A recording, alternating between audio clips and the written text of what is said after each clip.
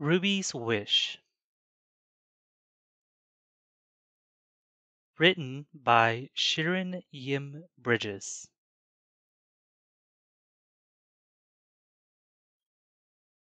Illustrated by Sophie Blackall.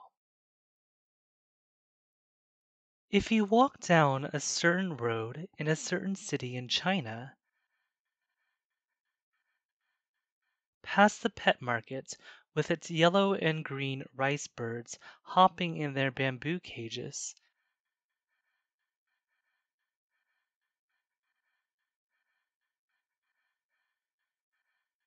and the goldfish and the terrapins in their porcelain bowls,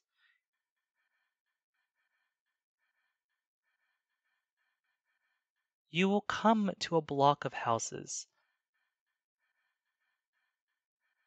5 houses wide and 7 houses deep. Many families live here now, and the buildings are brown with age and dirt. But if you look closely, you will see that once upon a time this was all one house, the magnificent home of one family.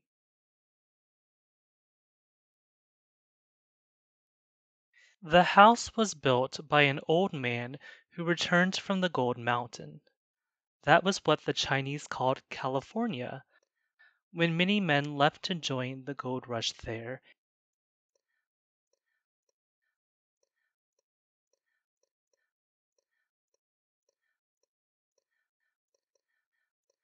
and few came back again. But as I said, this man did come back, and he came back very rich. And he did what rich men did in old China. He married many wives. His wives had many sons, and these sons also had many wives. So at one time the house was filled with the shrieks and laughter of over 100 children.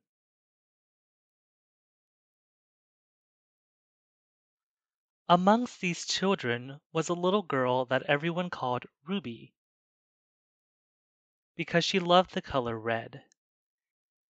In China, red is the color of celebration. On New Year's Day, children receive red envelopes full of good luck money.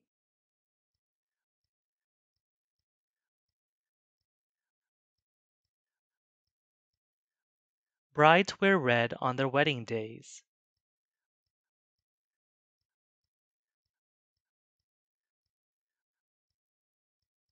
But Ruby insisted on wearing red every day.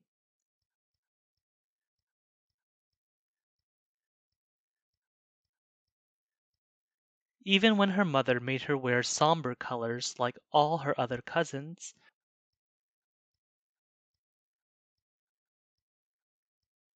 Ruby would tie up her jet black hair with red ribbons.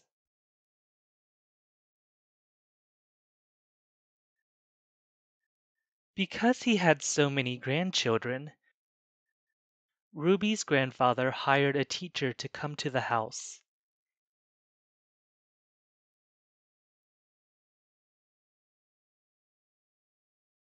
Any grandchild who wanted to learn could join the classes. This was unusual in China in those days, when most girls were never taught to read or write. Whenever the weather was fine, classes were held in the garden. The windows of Ruby's grandfather's office opened onto that garden. Often he would rise from his desk to gaze out of his windows at his grandchildren.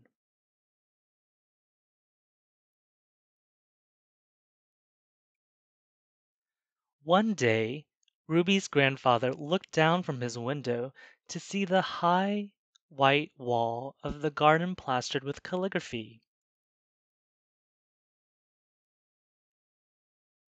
His grandchildren had been practicing their handwriting.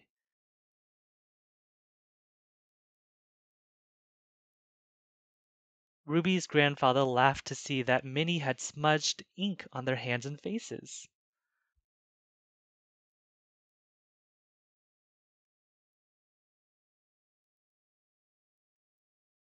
Then he noticed a sheet that was more beautiful than the rest.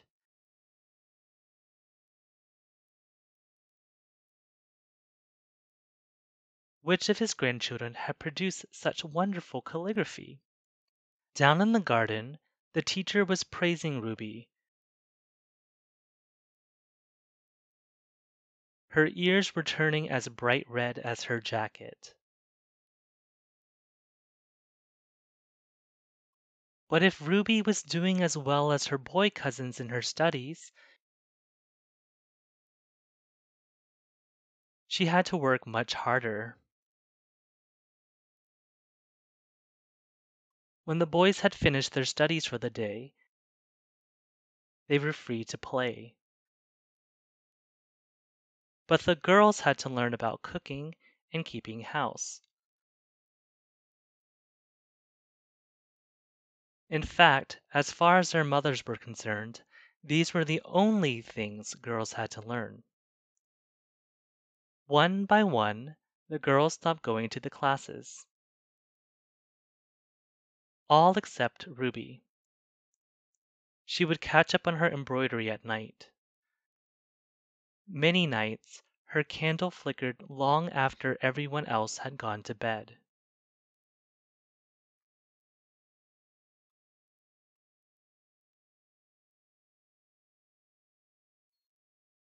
One day, the children were asked to write a poem. Ruby wrote,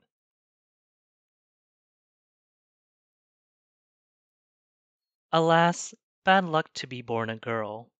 Worse luck to be born into this house where only boys are cared for." Ruby's teacher was very impressed by the poem. He showed it to Ruby's grandfather. Ruby's grandfather was also impressed, but he was worried about what the poem said.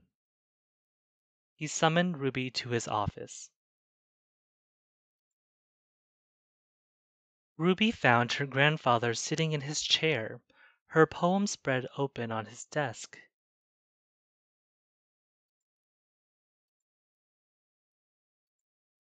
"Did you write this poem?"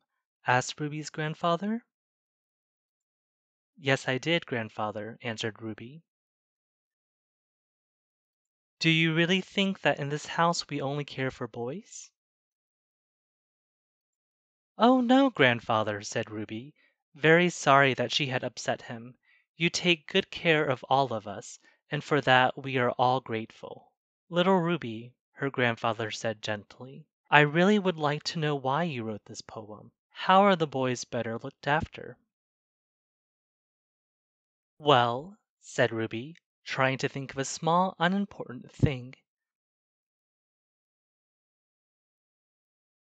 "when it is the moon festival and we are each given half a moon cake, the boys always get the half with the yellow moon yolk." Said her grandfather, as if he was still waiting. "Is that so?" "Yes," continued Ruby, "and when it is the lantern festival, the girls are given simple paper lanterns,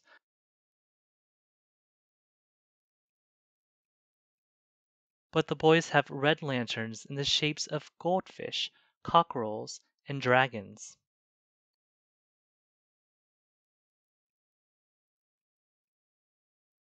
Ruby's grandfather chuckled. He never thought about it before. He could imagine how Ruby would have liked a red lantern. "But most importantly," said Ruby, staring hard at her red shoes, "the boys will get to go to university, but the girls will be married." "Don't you want to be married?" asked her grandfather. "You know, you are very lucky. A daughter of this house can marry any man." "I know, grandfather," said Ruby, "but I'd much rather go to university." Ruby's grandfather touched her hair. "Thank you for talking to me, Ruby," he said. "Go on with your lessons. Make the most of them while you can."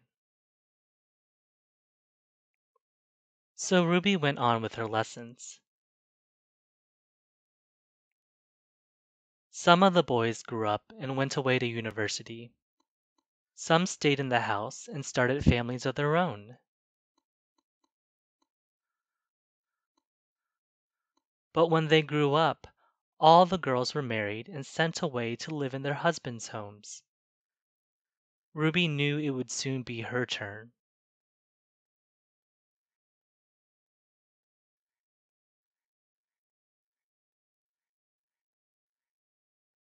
In the ponds, Ruby could see the orange and white carp gulping for breath under a thin layer of ice. It would soon be Chinese New Year. Ruby felt sure it would be her last one at home. On New Year's Day, Ruby put on red velvet shoes and tied red ribbons in her hair. Then she went to wish everyone a happy New Year. She started with her married cousins, then worked her way up through her parents, aunts, and uncles. Each one gave her a red packet full of lucky money. Finally, she bowed before her grandfather. "Good luck and prosperity, grandfather," she said. "Good luck, little Ruby," replied her grandfather, and he handed her a very fat red packet. Ruby could feel the eyes of all her family on her as she opened the lucky red envelope. Can you guess what was in it? It wasn't money. It was something much better than that. It was a letter from a university saying that they would be proud to accept Ruby as one of their very first female students. So that's how Ruby got her wish.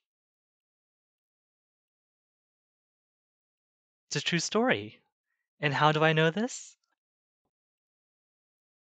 Well, Ruby is my grandmother, and every day she still wears a little red.